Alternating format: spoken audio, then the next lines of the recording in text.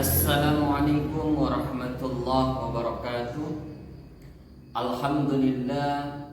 Alhamdulillahi rabbil alamin. Allahumma salli ala Muhammad wa ala ali sayyidina Muhammad. Faqad qala Allah Ta'ala fi Qur'anil Karim wa huwa asdaqul qailin. A'udzu billahi minasy syaithanir rajim. Bismillahirrahmanirrahim. Ya ayyuhalladzina amanu ista'inu bis-sabri was-shalah innallaha ma'as sabirin. Shadaqallahul azim wa shadaqar rasulullah habibul karim wa nahnu 'ala dzalika minasy syahidin wasyakirin walhamdulillahi rabbil alamin. Pemirsa, kembali lagi ke channel kami My Halendra Channel.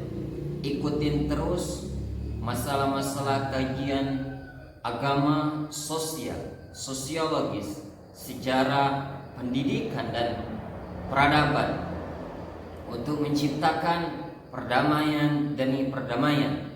Sebagaimana orang barat selalu bilang, yang bernama John Galton, dia mengungkapkan teori perdamaian demi perdamaian dalam kehidupan sehari-hari kita. Mudah-mudahan kita selalu mendapatkan kedamaian demi kedamaian dalam kehidupan sehari-hari kita. Sebelum kita membahas tentang permasalahan kali ini tentang bolehkah membaca atau sunahkah membaca usolli ketika sholat, terlebih dahulu mari kita ngopi.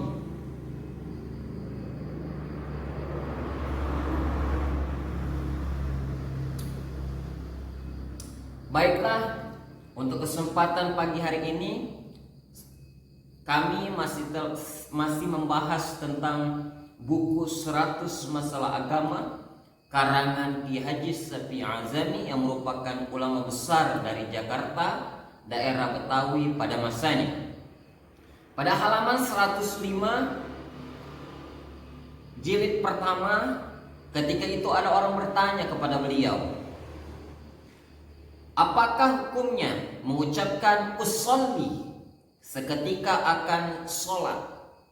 Kami sendiri sholat pakai usolli.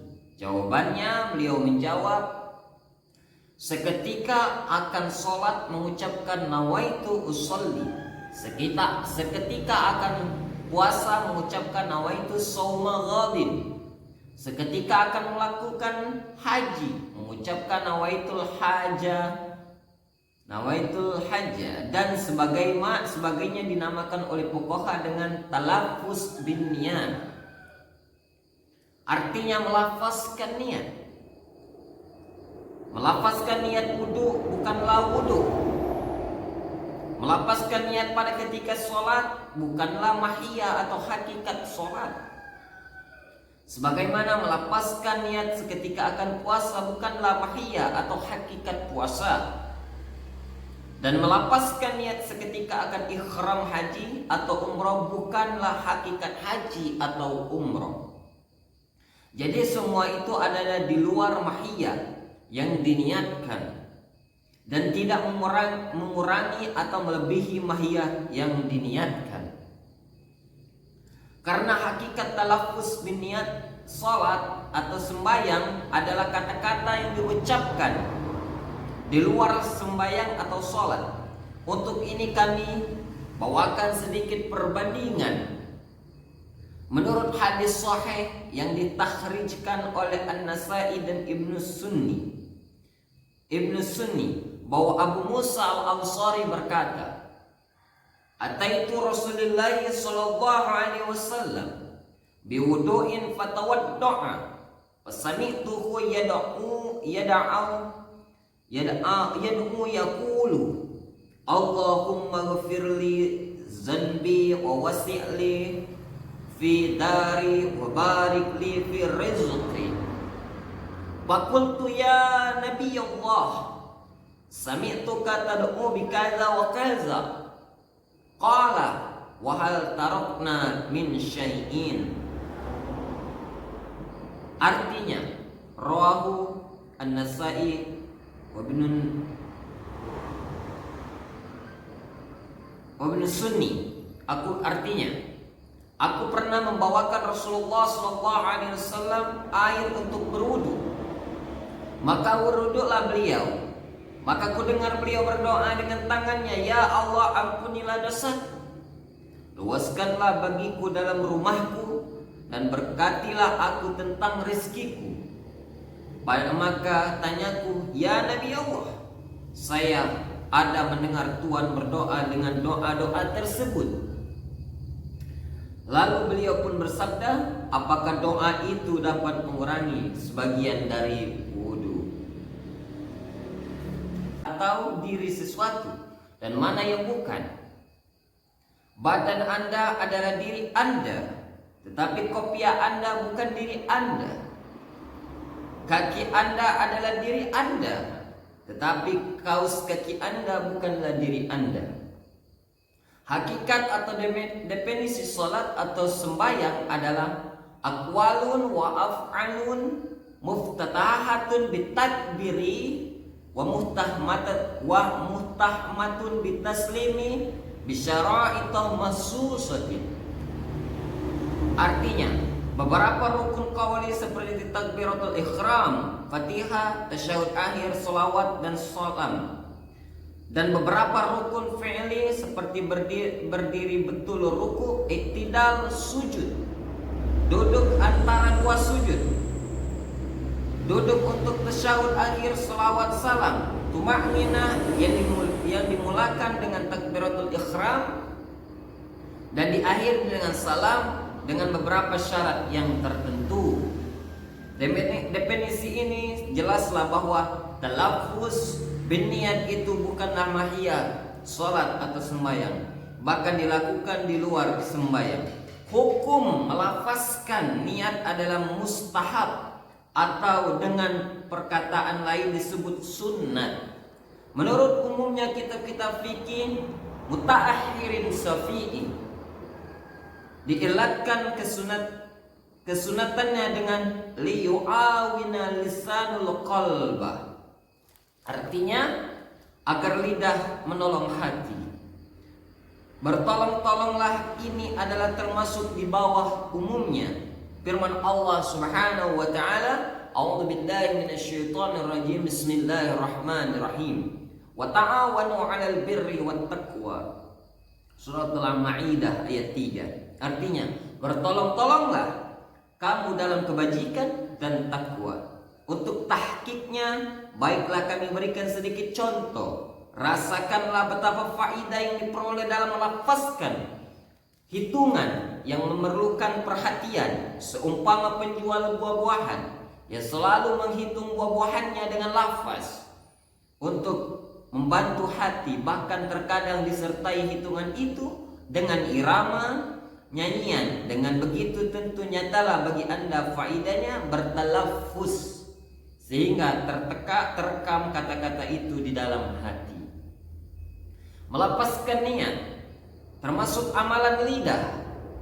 Tiap-tiap perbuatan atau perkataan yang keluar dari mukallaf, keluar dari para mukallaf, senantiasa dituliskan malaikat. Perkataan yang baik tertulis sebagai amal yang baik, perkataan yang jahat tertulis sebagai amal yang jahat. Firman Allah Subhanahu wa taala, A'udzu billahi minasyaitonir rajim. Bismillahirrahmanirrahim. Ma yalfizu min qaulin illa ladaihi raqibun atidun. Artinya, tidaklah seorang mengucapkan sesuatu perkataan melainkan di sisinya ada malaikat raqib yang menuliskan amal kebaikan dan malaikat atid yang menuliskan amal kejahatan. Surat Qaf ayat 18. Kalau kita seumpamanya seketika akan sholat atau sembahyang mengucapkan usolli fardhu subhi raka'ataini lillahi ta'ala, artinya sahajaku melakukan sholat fardu subuh 2 rakaat karena Allah Ta'ala. Maka kata-kata apakah ini? Kata-kata yang baik atau kata-kata yang buruk?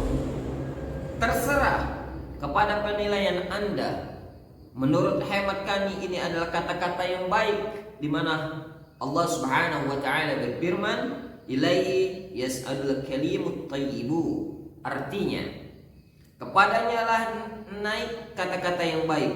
Suratul Fatir ayat 10. Para pendengar yang budiman, begitu pula kalau orang mengucapkan kata-kata yang jelek, seperti ejekan-ejekan terhadap yang dilakukan kebaikan, yang melakukan kebaikan, akan direkam oleh malaikat sebagai kata-kata ejekan yang merugikan pelakunya di yaumil qiyamah. Para pendengar, marilah kita ikuti bersama, di mana akan kami nakalkan beberapa hadis sahih di mana junjungan kita Rasulullah sallallahu alaihi wasallam ada melakukan talafuz bin niat. Itu diriwayatkan dari Abi Bakar Al-Muzani dari Anas radhiyallahu anhu berkata, sami'tu Rasulullah sallallahu alaihi wasallam yulabi bil haji wal umrati jami'an yaqul labbaika umratan wa hajja. Artinya, aku pernah mendengar Rasulullah sallallahu alaihi wasallam menunaikan panggilan Allah dengan melakukan haji dan umrah bersama-sama seraya sabdanya, aku datang panggilan-panggilanmu ya Allah. Aku lakukan haji dan umrah. Hadis riwayat Bukhari dan Muslim.